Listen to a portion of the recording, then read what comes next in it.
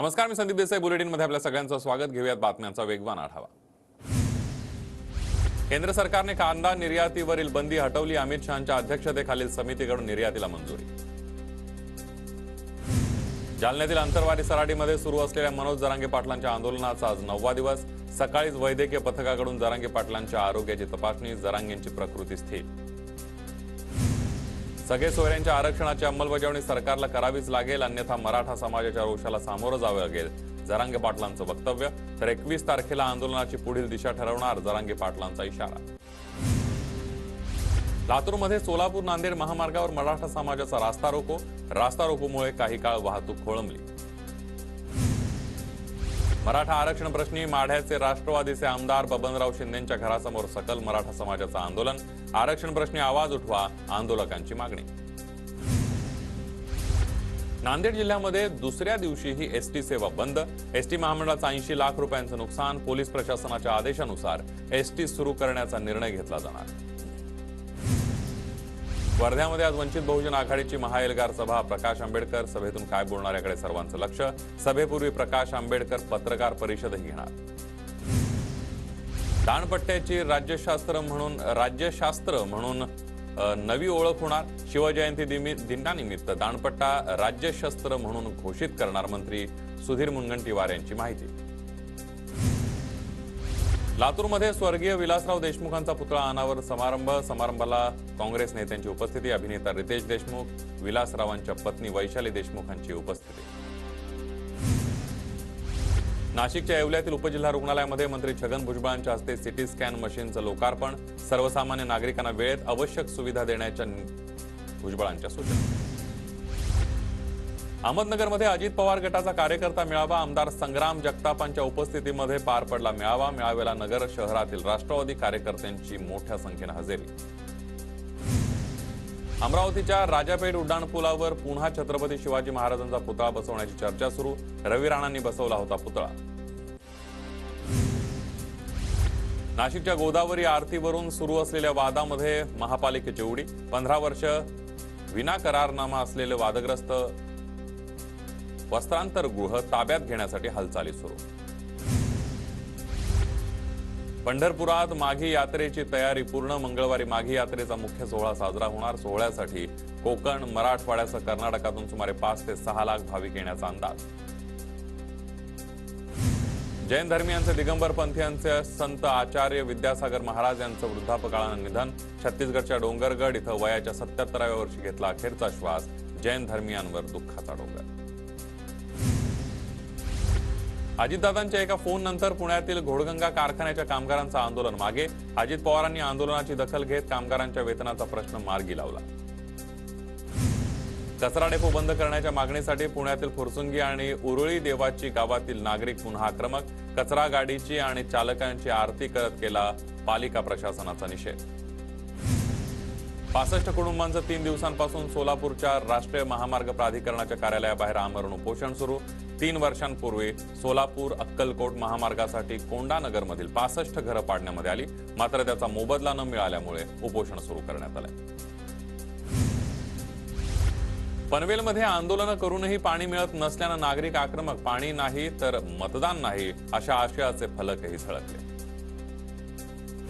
सांगलीच्या कृष्णा नदीवरील उपसा बंदी उठवली. सांगली पाटबंधारे मंडळाचा सावळा गोंधळ समोर आल्यानं शेतकऱ्यांमध्ये तीव्र नाराजी.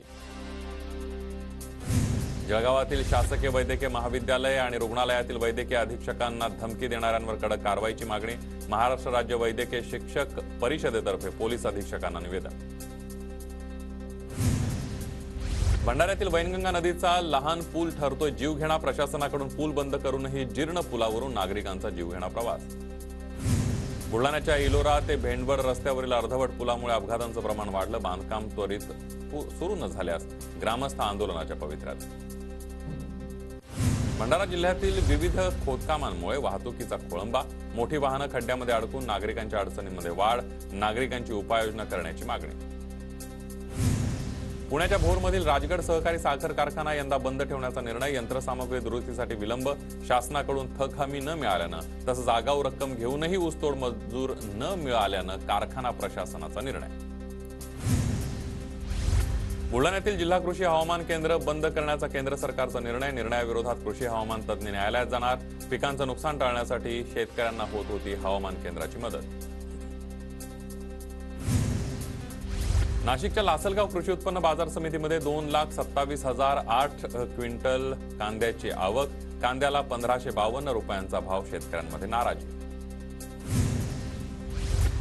नांदेडमध्ये नुकसान झालेल्या शेतीचे पंचनामे करून पीक विमा मंजूर करण्याची शेतकऱ्यांची मागणी. 2023 मध्ये अवकाळी पावसानं नुकसान झालेल्या शेतकऱ्यांना अद्याप पीक विमा न मिळाल्यानं शेतकरी त्रासले. बुलढाण्याच्या नांदुरामध्ये 15 फेब्रुवारी रोजी झालेल्या वादळी पावसामुळे पिकांचं घरांचं मोठं नुकसान. तातडीने पंचनामा करून नुकसान भरपाई देण्याची मागणी. नांदेड जिल्ह्यामध्ये हरभरा काढणीला वेग. यंदा 2,36,790 हेक्टरवर हरभऱ्याची पेरणी. यंदा वाशिम जिल्ह्यामध्ये 200 हेक्टरवर ज्वारीची पेरणी. रब्बी हंगामातील ज्वारीला यंदा चांगला भाव. शेतकऱ्यांना ज्वारी उत्पादनातून फायदा होणार. पिंपरी चिंचवड आणि मावळ तालुक्यातील तहान भागवणाऱ्या पवना धरणामध्ये केवळ 59% पाणीसाठा शिल्लक. पाऊस लांबणीवर गेल्यास पाणीटंचाई निर्माण होण्याची शक्यता. बुलढाण्याच्या जगप्रसिद्ध लोणार सरोवराच्या पाणी पातळीमध्ये 2.69 मीटरने वाढ. सरोवरातील अनेक प्राचीन मंदिरं पाण्याखाली, तर जैवविविधताही आली धोक्यात. सोलापूरच्या करमाळा तालुक्यातील अनेक गावांना पाणी टंचाईचा सामना. अनेक गावांमध्ये टँकरच्या मदतीनं पाणी पुरवठा. तहसीलदार शिल्पा ठोकडे व गटविकास अधिकारी मनोज राऊत यांनी घेतला आढावा. पुण्यामध्ये तब्बल 79,307 रुपयांची 22,301 नाणी वापरून साकारलं शिवलिंग. शिवभक्त दीपक घोलप यांच्या शिवलिंगाची इंडिया बुक ऑफ रेकॉर्डमध्ये नोंद.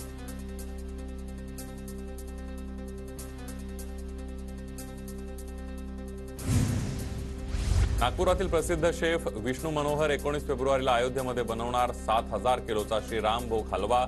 राम भक्तांना या प्रसादाचा लाभ घेता येणार. पुण्यामध्ये दुर्घटना टाळण्यासाठी रेल्वे प्लॅटफॉर्मवर स्वयंपाक बंदी.